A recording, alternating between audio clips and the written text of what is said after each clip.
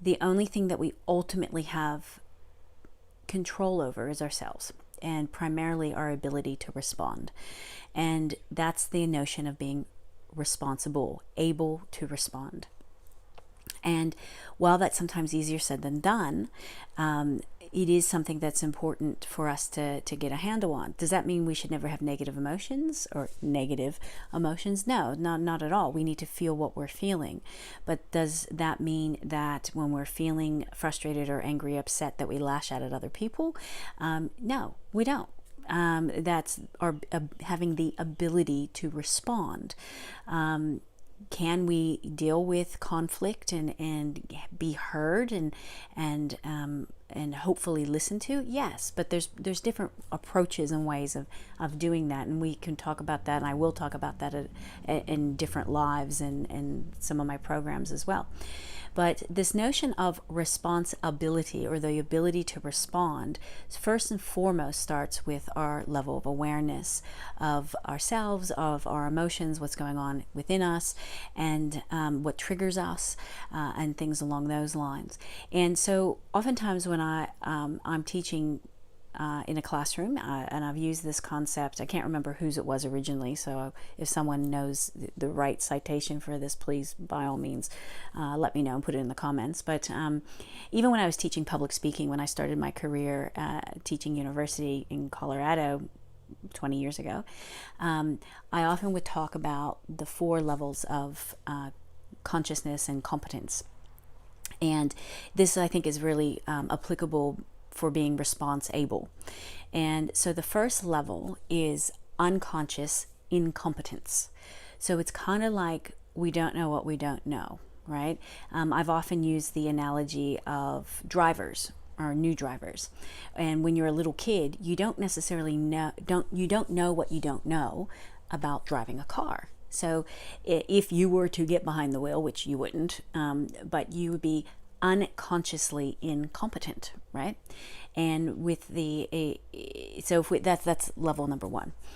Slowly we move into, as we develop our awareness, to the next level up, which is unconsciously competent. All right, so now we know what we're doing wrong. All right, or wrong is probably a bit of a harsh term, but we know what we don't know, but we don't know how to correct it. And so this is, for example, when you're a learner driver and you get behind the wheel and you start, you know that you should be turning the wheel in a particular way, but you don't know quite how to correct it.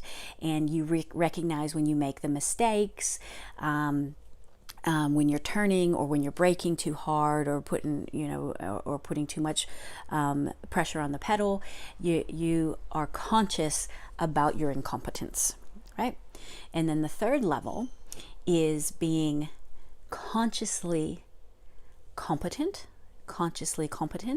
So unconscious incompetence, conscious incompetence, and then conscious competence.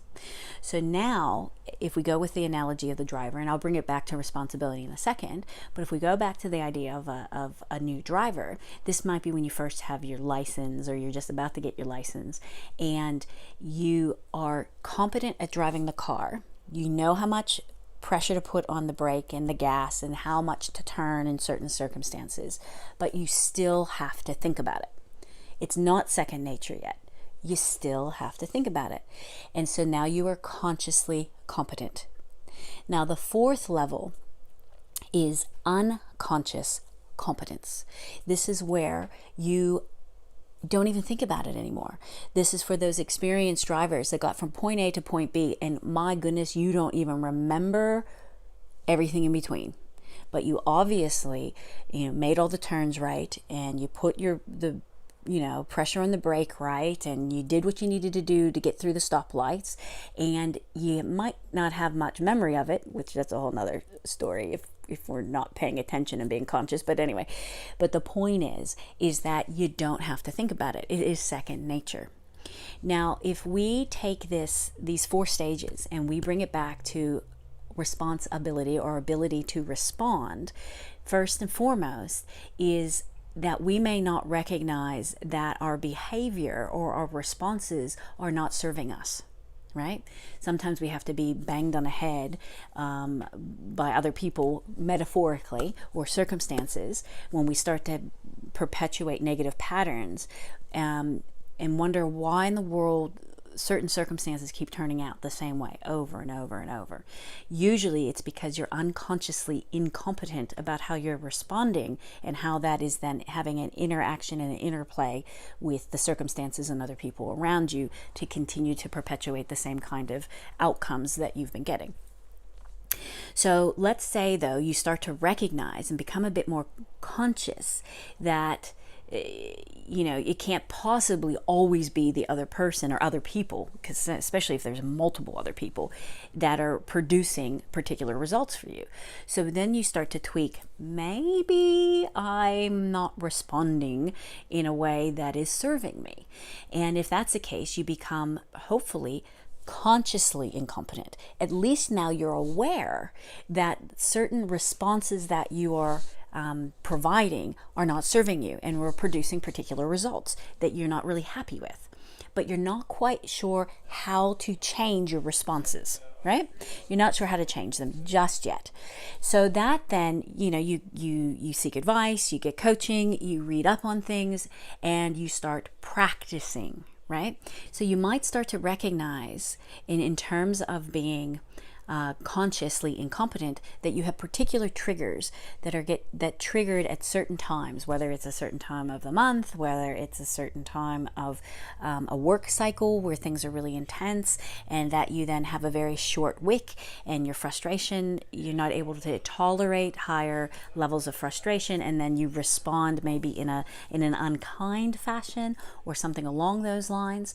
But you start to recognize that, and once you recognize that, then you go, okay, well, maybe if I respond differently in that circumstance when I'm triggered, maybe if I walk away and I breathe 10 times, 10 slow, deep breaths, and maybe I can come back into the situation and handle it differently, whether it's with your kids or your partner or something like that.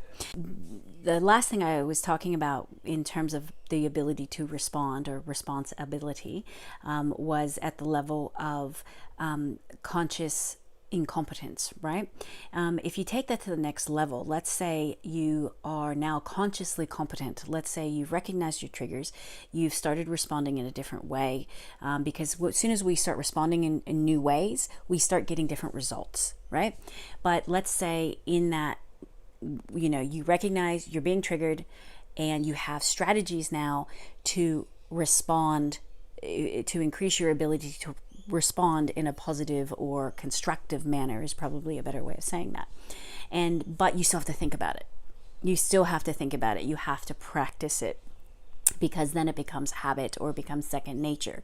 Now, it's a big ask to move from the conscious competence to the unconscious competence, and sometimes that takes a lifetime. Sometimes you just stay in terms of conscious competence, and that's okay. We're all at different places with different aspects of our ability to respond in certain circumstances and certain situations. You may be really good at responding in a constructive fashion when your kids have meltdowns, but you may need to work at, for example, when you're dealing with individuals in the workplace who have maybe very different values from your own, and you struggle to come to terms with that, or to find a way to be constructive together. Again, topics for another time. But the point here is that in terms of personal growth and personal development, you might be on a continuum with that in certain aspects, in certain situations, in certain parts of your life. You may do better or worse, and the idea here is not to be better than anyone else, but as Dr. Wayne Dyer said, just be better than you used to be. And just tiny, small, incremental changes in terms of thinking, being aware of how we respond to things, and trying to work on our capability of responding and being response able, will over time shift things for you, shift things in your life. I've had to do it on numerous occasions, and I still am practicing in many areas. I recognized probably 5 or 7 years into our marriage that I would have triggers where when I felt threatened, and I don't mean physically threatened, I mean like my sense of control around me was feeling threatened, I get very dogmatic. Like, no, this is the way it's going to be. We're doing this. This is not a discussion. Da, da, da, da. And you can imagine how well that went off with my husband. And it took me a while to realize, one, I was unconsciously incompetent. I didn't realize why I was responding like that, and it was happening.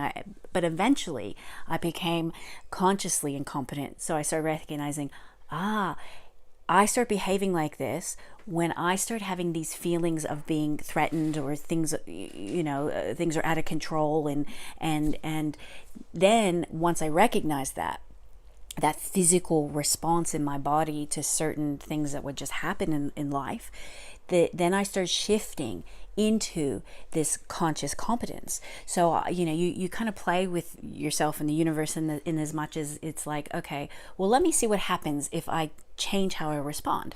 So in those circumstances where I was being triggered and I would feel this sense of fear and shock, and I consciously chose to kind of temper down and breathe, and then go, okay, my husband has the best intentions, in the best, everything with us in mind.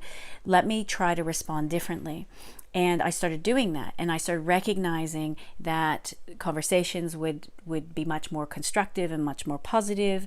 I recognized that, and I could explain that I was feeling threatened, and then we could discuss that and talk through that, as opposed to me having a knee-jerk reaction, or my response was to get dogmatic, push my agenda, all sorts of things that were not really productive or constructive in our lives.